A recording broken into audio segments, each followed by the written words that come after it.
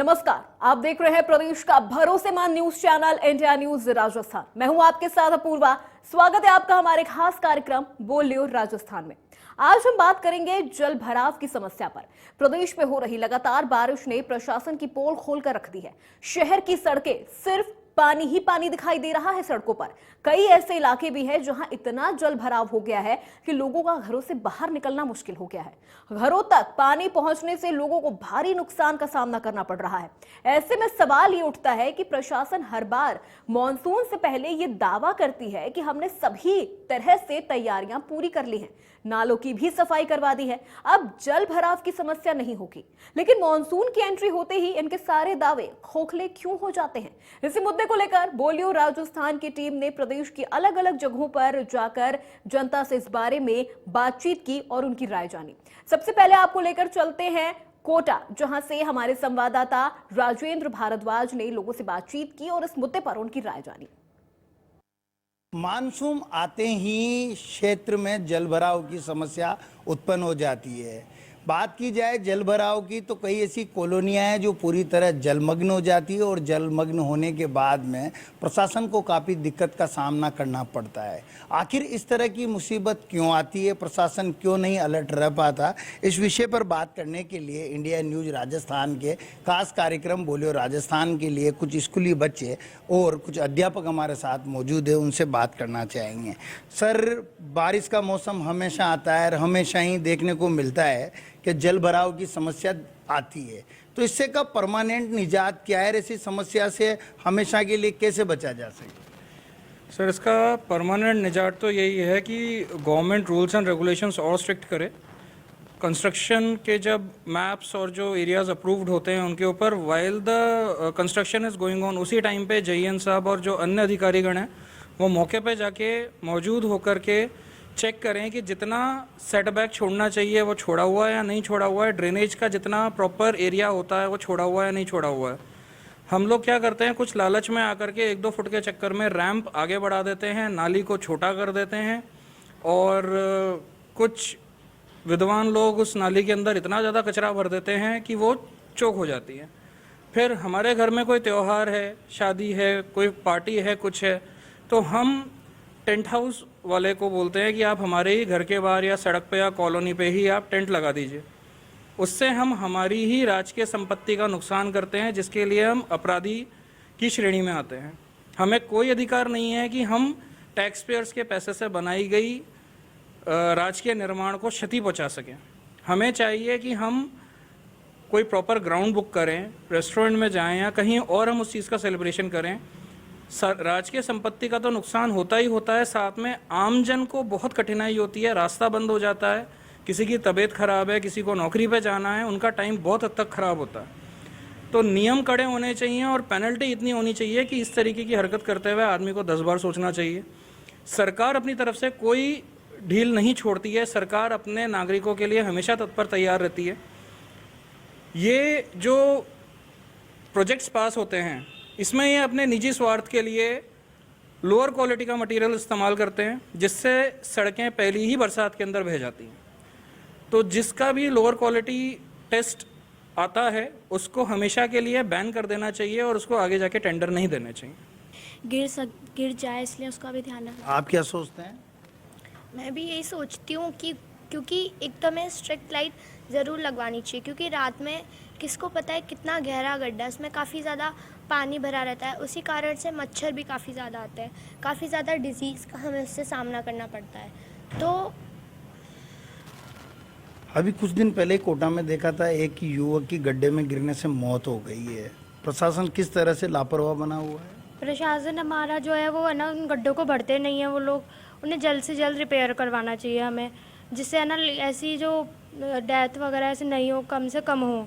और एक्सीडेंट्स भी बहुत होते हैं, किसी को मालूम भी नहीं रहता इतना गड्ढा होगा, कितना गहरा होगा, सब सोचते हैं कम ही गहरा होगा और वो वहाँ से चले जाते हैं और इस वजह से बहुत एक्सीडेंट्स हो जाते हैं देखा गया है मैडम 4-4 महीने से रोडें खुद ही पड़ी हुई है, अभी तक कोई ध्यान देने वाला नहीं। हाँ सर बिल्कुल सही है सर। हमारे जो कॉलोनी, मेरे खुद के घर की कॉलोनी है, तो सर वहाँ पे काफ़ी टाइम से कंस्ट्रक्शन का वर्क चल रहा है और सर हमें इतनी प्रॉब्लम्स फेस करनी पड़ती हैं उसके लिए कि हमें हमारा रूट चेंज करना पड़ता है। हमें मतलब लेंदी रूट से स्कूल तक भी आना पड़ता है, तो हमारा रूट चेंज होता है, तो सर बहुत परेशानी। कहीं देखने को मिलता है कि कहीं जो सरकार के जो काम करने वाले नुमाइंदे हैं वो क्या सही ईमानदारी से काम कर रहे हैं? अगर ईमानदारी से काम करते तो जल भराव की समस्या नहीं होती। सर ऐसा होता है कि वो अपनी ईमानदारी से काम नहीं करते हैं, वो जल्दी से काम नहीं करते हैं, बहुत टाइम लगाते हैं और उसमें कभी कभार अच्छे से काम नहीं करते तो गड्ढे भी रह जाते हैं और उसमें एक्सीडेंट हो सकते हैं। आप क्या सोचते हो बेटा जल भराव की समस्या को लेकर?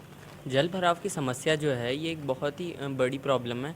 ये जो भी सड़क पे गड्ढे होते हैं इनसे मतलब एक्सीडेंट रेट बहुत ज़्यादा बढ़ जाता है। मतलब गर्म वो अब मान लो मानसून के टाइम पे 20% डेथ रेट बढ़ता है सिर्फ ये रोड एक्सीडेंट्स का, क्योंकि जल भराव है तो उसमें पानी में गाड़ी स्लिप हो जाती है और एक्सीडेंट। मैडम एक सबसे बड़ी बात ये है कि कॉलोनियों में जिस तरह से अतिक्रमण कर कर लोगों ने मकान बना रखे हैं, कई बार देखा जाता है कि अनंतपुरा क्षेत्र में हमेशा नावें डालनी पड़ती है और लोग अपने अतिक्रमण करके मकान बना लेते हैं, इसके लिए क्या कहना चाहेंगे? तो सर सबसे पहले तो उनको इस फील्ड के लिए काम करना चाहिए गवर्नमेंट को कि अतिक्रमण को हटाएं। दूसरा जो भी उनके ऊपर पेनल्टी लगाना चाहिए ताकि वो दूसरा अतिक्रमण करना भी चाहे ना तो भी ना कर पाए। तीसरा जब भी जाके ये समस्या जो हमारे सामने आ रही है ना उसको दूर किया जा सकता है। जल भराव जो समस्या आप जो कह रहे हैं कि वो तो डेफिनेट हमेशा ही रहेगी यदि आपने इस फील्ड में प्रॉपर्ली काम नहीं करा है तो। जैसे गवर्नमेंट है, गवर्नमेंट टेंडर तो दे देती है लेकिन उस पर फोकसली कोई काम नहीं कर रहा है, डिले हो रहा है। वो डिले इसलिए हो रहा है कि गवर्नमेंट सीरियस है ही नहीं। उनको टेंडर टाइम पीरियड होना चाहिए कि हाँ इस टाइम पीरियड में वो कम्प्लीटली हो जाए, लेकिन ऐसा हो ही नहीं रहा है। तो इस क्षेत्र में कहीं ना कहीं जो प्रशासन के द्वारा जो काम करने चाहिए वो प्रॉपर वे में काम नहीं हो रहे और उन काम नहीं होने के कारण लोगों को काफ़ी परेशानी का सामना भी उठाना पड़ रहा है। मैडम एक सबसे बड़ी बात आती है कि जल भराव की समस्या से लोगों को परेशानी तो होती है, मगर जो मानसून आने के पहले जिस तरह का काम प्रशासन को करना चाहिए क्या वो लोग कर पाते हैं क्या मैडम? प्रशासन अपने लेवल पे अच्छे से काम कर रहा है, पर ये जब टास्क किसी को दिया जाता है तो उन्हें पूरे ईमानदारी से इस काम को करना चाहिए। लो क्वालिटी मटेरियल यूज़ किया जाता है तो वो लो क्वालिटी मटेरियल नहीं यूज़ करना चाहिए। हम केवल अपने लालच को छोड़ के या अपना बेनिफिट छोड़ के हमें जनरल सभी पब्लिक के बारे में सोचना चाहिए, क्योंकि जब गड्ढे भर जाते हैं कई लोग प्रॉपरली अपने व्हीकल को नहीं ले जा पाते हैं, जिसकी वजह से एक्सीडेंट्स की रेट बहुत ज़्यादा इंक्रीज़ हो जाती है। तो आपको जो काम दिया जा रहा है उसे आपको पूरे ईमानदारी से करना चाहिए।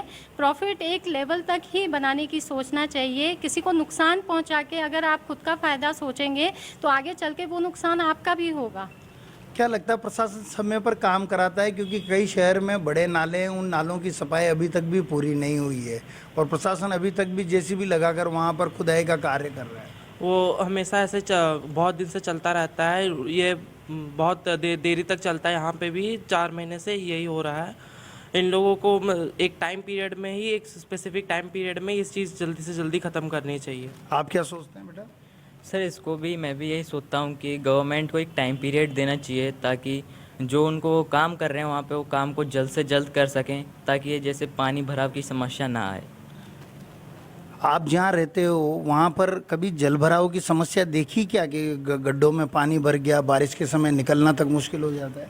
हाँ, मैं जहाँ पे रहती हूँ वहाँ पे भी ऐसा बहुत बार हुआ है, क्योंकि अभी जैसे सुबह ही तेज़ बारिश हुई तो वहाँ पे मतलब नाली में से पानी बाहर आ जाता है और फिर वापस बहुत टाइम में जाता है वो। तो मेरे घर के उधर भी बहुत सारी ऐसी प्रॉब्लम्स को फेस करना तो इन गंदगियों से बीमारियों का होने का भी एक चांसेस है? हाँ, इन गंदगियों से बहुत सारी बीमारियाँ होती है, जैसे डेंगू, मलेरिया। उसके बाद जिनके पास पैसे नहीं होते उनको भी अपना इलाज करवाना पड़ता है और इनसे बहुत सारी फ्लूज बीमारियाँ होती हैं। मैडम परमानेंट सॉल्यूशन क्या है? सर देखिए, इसका परमानेंट सॉल्यूशन तो यही होगा कि जो भी अतिक्रमण है उसको कम किया जाए और प्लास्टिक का यूज़ सबसे ज़्यादा कम किया जाए, क्योंकि आपके नालियाँ हैं और जो नाले हैं उसमें पानी रुकता ही किस वजह से है कि बैरियर्स आ जाते हैं। बैरियर्स या प्लास्टिक है या जो भी ऐसा वेस्ट मटेरियल है जो कि फंस जाता है कहीं पे और वो डिज़ोल्व नहीं हो पाता है, उसकी वजह से। तो ये है कि जो हमें साफ़ सफाई का स्पेशली ध्यान रखना चाहिए। पानी के निकासी की व्यवस्था ये तो प्रशासन को जब मानसून सीज़न आता है उसके पहले ही देख लेना चाहिए कि जो नदी नाले हैं, ठीक है, आप नदी नालों की सफाई करवा रहे हैं, लेकिन हम लोग क्या देखते हैं, नदी नालों की सफाई हुई लेकिन वहाँ से जो कचरा निकला है वो साइड में इकट्ठा कर दिया जाता है, सेम डे उसका सॉल्यूशन नहीं किया जाता। उससे क्या होगा कि बारिश आया वो सारा कचरा फिर से नाली में। तो इस तरीके से क्या होता है कि इस तरीके से आपके रिसोर्सेज भी यूज़ आ रहे हैं, आपका व्यय भी हो रहा है पैसों का, लेकिन प्रॉब्लम वहीं की वहीं पे ही है। प्रशासन अपनी जिम्मेदारी से यदि काम करे तो कहीं ना कहीं ये जो लापरवाही है उस पर कहीं ना कहीं लगाम लगे। रही बात जल भराव की समस्या की, तो जल भराव की समस्या के कारण बहुत सारे हैं। निचली बस्तियों में अतिक्रमण और अतिक्रमण के साथ साथ लोग जो जागरूक नहीं हैं, जो गंदगी फैलाते हैं और नालियों को पूरी तरह चौक कर देते हैं। और वो जिम्मेदार अधिकारी जो कुर्सियों पर तो बैठे हुए हैं, जिनकी जिम्मेदारी है कि कहीं ना कहीं मानसून आने के पहले यहाँ पर सभी नदी नालों को साफ किया जाए, वो लोग जिम्मेदारी को समझते नहीं और समय पर काम नहीं कराते। ये एक सबसे बड़ा कारण है। अगर इन सब का सुचारू रूप से काम किया जाए तो कहीं ना कहीं जलभराव की समस्या से निजात मिल सकती है। कैमरामैन विक्रम सिंह चौहान के साथ राजेंद्र भारद्वाज, इंडिया न्यूज, कोटा। तो अब सीधे रुक करते हैं बीकानेर का, जहां पर जलदाय मंत्री महेश जोशी क्या कुछ कह रहे हैं आपको सुनवाते हैं। और इस कार्यक्रम में मुख्यमंत्री अशोक गहलोत भी मौजूद हैं। ये मैंने विभाग की बात करी, लेकिन आपसे कोई चुनौती वो माननीय मुख्यमंत्री जी को मंजूर, क्योंकि मुख्यमंत्री जी का मंत्र है चुनौतियों को अवसर में। चाहे कोरोना की बात हो, चाहे पहले कार्यकाल में 2002 में जो पूरी सदी का सबसे भीषण काल राजस्थान में हुआ तो 2002 में एक घर में, गांव में माननीय मुख्यमंत्री ने अनाज पहुंचाया। यहाँ तक कि लोग ये कह रहे थे कि अगर अकाल नहीं था तो भी इतना अनाज हमारे घरों में नहीं आता जितना माननीय मुख्यमंत्री, चाहे कोरोना की बात और चाहे केंद्र के एसपीओ की बात। अभी ज्वलन मुद्दा एआरसी, हालांकि वो मुद्दा पूर्व राजस्थान से जुड़ा हुआ, लेकिन केंद्र सरकार पूरी तरीके से असहयोग करने पर उतर। कोई काम हो, कोई चुनौती हो, अगर मुख्यमंत्री जी को कहीं से कोई मदद मिलती है तो उसकी खुल के तारीफ करते हैं, लेकिन मदद नहीं मिलती है तो उस चुनौती को स्वीकार करते हैं, पूरी मजबूती के साथ उसका मुकाबला करते हैं, उसको अवसर में बदलते हैं और सफलता प्राप्त करते हैं। वो 2002 के अकाल की सफलता, कोरोना का जो अभी समय हमने देखा, उस कोरोना काल में जिस तरीके से पूरे प्रदेश में माननीय मुख्यमंत्री जी ने किसी प्रकार की कोई कमी नहीं रहती थी, पूरी दुनिया में राजस्थान को मॉडल के रूप में माना, चाहे भीलवाड़ा की बात हो, चाहे जयपुर की बात हो, कहीं की बात हो। और इसी के साथ उस कोरोना काल के साथ साथ विकास के कामों की लंबी फहरिस्त जिन्हें गिना नहीं जा सकता, उनको माननीय मुख्यमंत्री के नेतृत्व में हमने राजस्थान सरकार में शुरू किया है, पूरा कर रहे हैं। और मैं उम्मीद करके चलता हूँ कि आने वाला समय राजस्थान के विकास के नए आयाम स्थापित करेगा। उन्हीं चुनौतियों को मुख्यमंत्री जी का अवसर बदला है, वो राजस्थान की जनता को लाभ देंगी। आज के अवसर पर यही बात कहता हुआ मैं आपका आभारी माननीय मुख्यमंत्री जी के आपने इस अपने 10 समय में से कार्यक्रम के लिए समय निकाला, हम सबको आशीर्वाद दिया और बारिश में भी आपका यहाँ बहुत बहुत स्वागत किया, अभिनंदन किया। आप सबको बहुत बहुत धन्यवाद। जय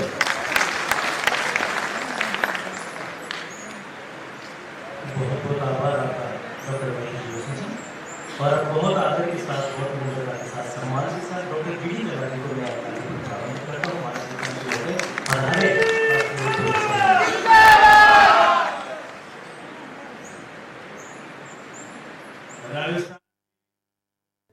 अब आपको लेकर चलते हैं उदयपुर, जहां से हमारे संवाददाता अभिषेक जोशी ने लोगों से इस मुद्दे पर बातचीत की और उनकी समस्याओं को सुना। क्या कुछ कहना है उदयपुर वासियों का, आइए आपको दिखाते हैं स्पेशल रिपोर्ट में।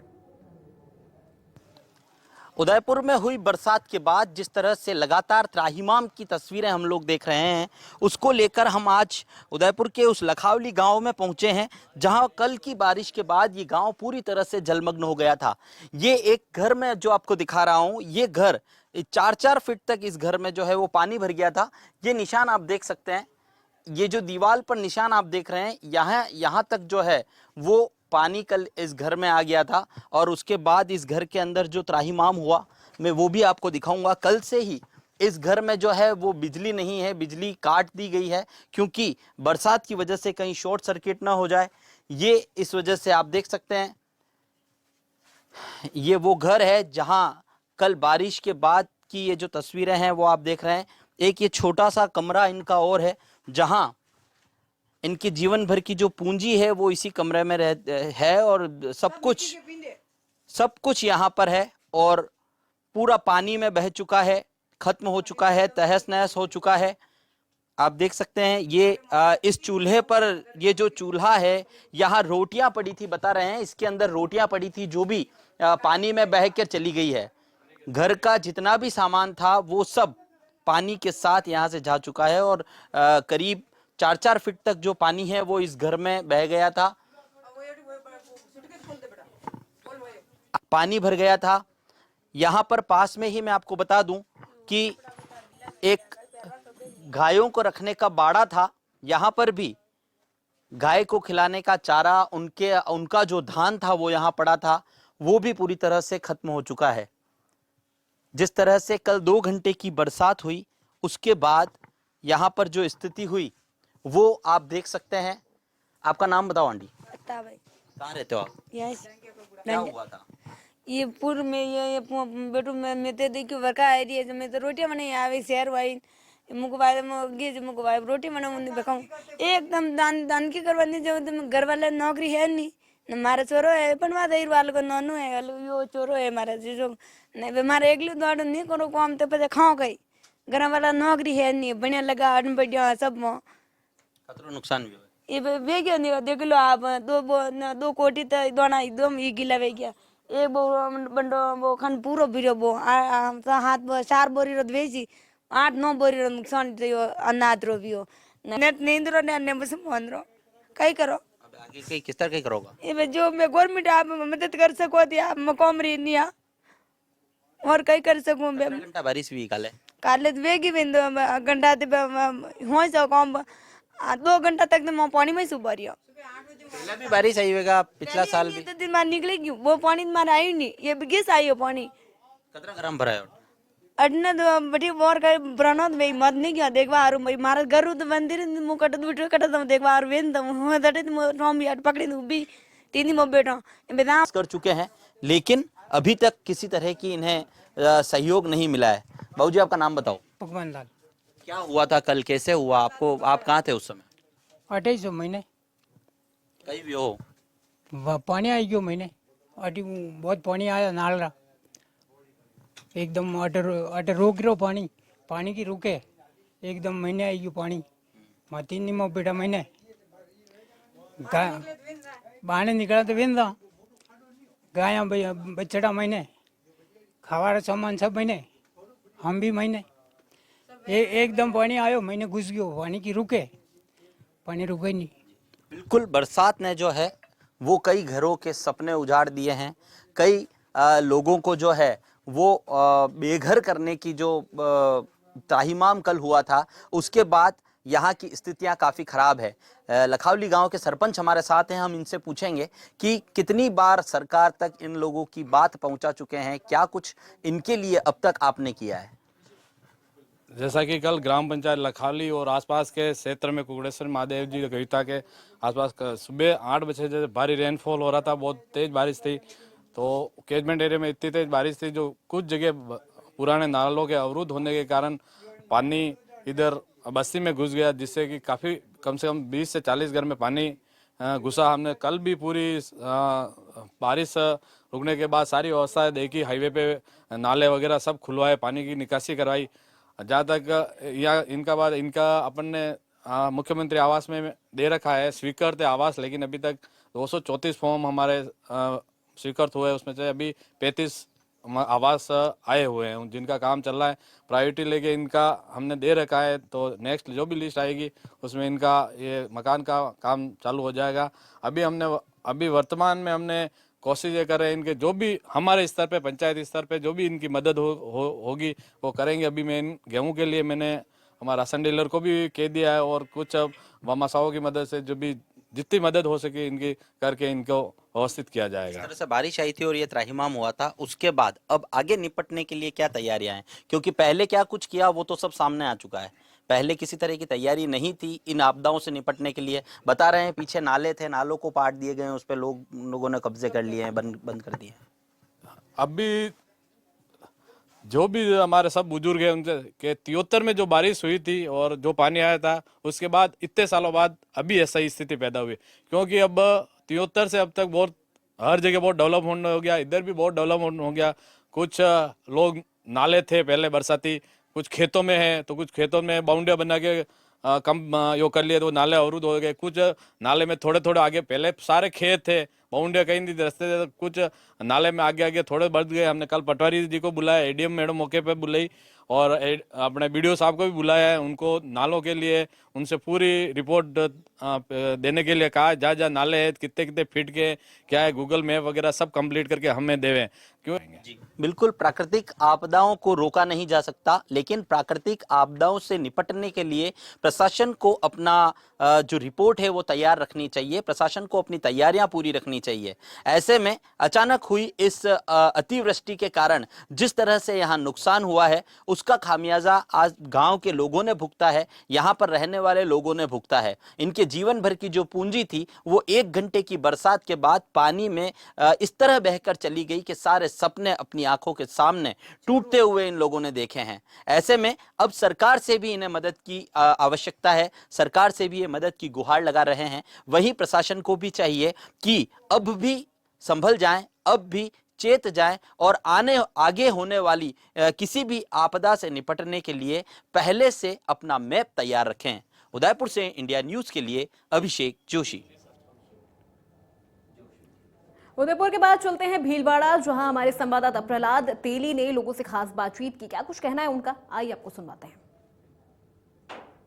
शुरू होते ही जल जमाव की समस्या शुरू हो चुकी है, और अगर भीलवाड़ा की बात करें तो भीलवाड़ा की कई ऐसी कॉलोनियां हैं जहां पर थोड़ी सी बारिश के बाद ही जल जमाव हो जाता है और राहगीरों को काफ़ी परेशानियों का सामना करना पड़ता है। अभी हम खड़े हैं हलेड़ से बेगू मार्ग, जो भीलवाड़ा का बहुत ही व्यस्तम मार्ग है, और हम यहाँ देख सकते हैं कि पूरी तरह से यहाँ पर ये कीचड़ जमा है, और यहाँ से हज़ारों लोग प्रतिदिन जो ये कनेक्टिंग रोड है हलेड़ से लेकर बेगू तक का ये रोड है, और हम देख सकते हैं कि यहाँ पर घुटनों तक पानी भर जाता है। और साथ ही यहाँ पर 2 कॉलोनियाँ यहाँ पर बिल्डरों ने डेवलप कर रखी है, रिद्धि सिद्धि कॉलोनी और कृष्ण कुंज। यहाँ के जो सैकड़ों बासिंदे हैं, प्रतिदिन उनको जो भीलवाड़ा शहर के अंदर जाना पड़ता, तो इसी पानी के अंदर यहाँ से जाना पड़ता। इसको लेकर जो स्थानीय लोग हैं इनमें काफ़ी नाराजगी है, और इनका कहना है कि इन्होंने कई बार जो स्थानीय नगर निकाय है, चाहे यूआईटी हो चाहे नगर परिषद हो, इसमें इन लोगों ने अपनी पीड़ा जाहिर की, लेकिन अभी भी इनको इससे राहत मिलती दिखाई नहीं दे रही। हमारे साथ मौजूद है कुछ क्षेत्रवासी, इनसे चर्चा करते हैं। जी सर, क्या समस्याएं आ रही है आपको यहाँ पे? रोड को खराब कर रखा है। यहाँ पर जो कॉलोनियाँ बनी हुई, 2 कॉलोनियाँ बनी हुई है, उनका पानी निकासी का कोई नाला नहीं, जबकि यूआईटी पेरा फेरी में ले चुकी, डेवलपमेंट चार्ज जमा उन्होंने किया, पानी निकासी फर्ज उनका है, उन्होंने अभी तक एक भी पानी निकासी का कोई साधन नहीं कर रखा। सारा रोड पे जमा हो रहा है, और सारे गाड़ियों का आवागमन इस तरह कीचड़ जो हम देख रहे हो, आप परेशान हो रही जनता। मेरे खुद के लगी पाँव में पूरी जगह नाले की निकासी बहुत ज़रूरी है। जब यूआईटी ने कॉलोनी अगर अलॉट करी है तो फिर पानी की निकासी का व्यवस्था तो उनको ही करनी होगी ना। का है, और इसके 2 बार टेंडर भी हो चुके हैं। टेंडर होने के बार बार में निरस्त हो जाते हैं, इसका कारण क्या है? बिल्कुल, तो जो स्थानीय जो निवासी है इनका कहना है कि इस रोड के टेंडर भी हो चुके हैं, लेकिन स्थिति वो की वही बनी हुई है। क्योंकि हम देख सकते हैं कि पूरी तरह से जिस प्रकार इस जो सिद्धि एनक्लेव, रिद्धि सिद्धि एनक्लेव है, या जो कृष्णा कुंज कॉलोनी के निवासी है, इसी कीचड़ से होकर शहर के अंदर जाते हैं। और अगर बात करें तो ये भीलवाड़ा से बेगू का मेन रोड है, और प्रतिदिन यहाँ पर सैकड़ों वाहन निकलते हैं, और यहाँ पर पूरा यातायात का दबाव रहता है। ये स्थिति यहाँ की नहीं, यहाँ से लगाकर अगर बात करें तो आगे पूरे इस रोड की स्थिति एक ही बनी हुई है। लेकिन जो स्थानीय प्रशासन इस ओर कोई ध्यान नहीं देने से स्थानीय जो लोग हैं या जो राहगीर है इनमें काफ़ी रोष है और इन्होंने नाराजगी भी जाहिर की है। इंडिया न्यूज़ के लिए मैं बिलोड़ा से प्रहलाद। खेड़ली से हमारे संवाददाता उमाशंकर शर्मा ने लोगों से खास बातचीत की है इसी मुद्दे पर। क्या कुछ कहना है लोगों का जल जमाव की स्थिति पर, आइए आपको दिखाते हैं इस रिपोर्ट के जरिए। बोलो राजस्थान में आपका स्वागत है और आज हम आपको दिखाएंगे बोलो राजस्थान में जो समस्या है पानी को लेकर। जिस तरह से खेड़ली कस्बे में मौजूद है, पीछे आप देख सकते हो एंसा सर्किल है। कैमरामैन को कहेंगे हम दिखाएं यहाँ जो जगह है खेड़ली का मुख्य चौराहा है। ये खेड़ली के जो मुख्य चौराहे की जो शान है वो किस तरह से यहाँ बनी हुई है, पीछे हम दिखाना चाहेंगे आपको। ये जो गड्ढा है, इस गड्ढे में नगर पालिका प्रशासन, PWD और जलदाय विभाग तीनों एक दूसरे के कंधे पर रखकर बंदूक चला रहे हैं। और सीधे रुक करते हैं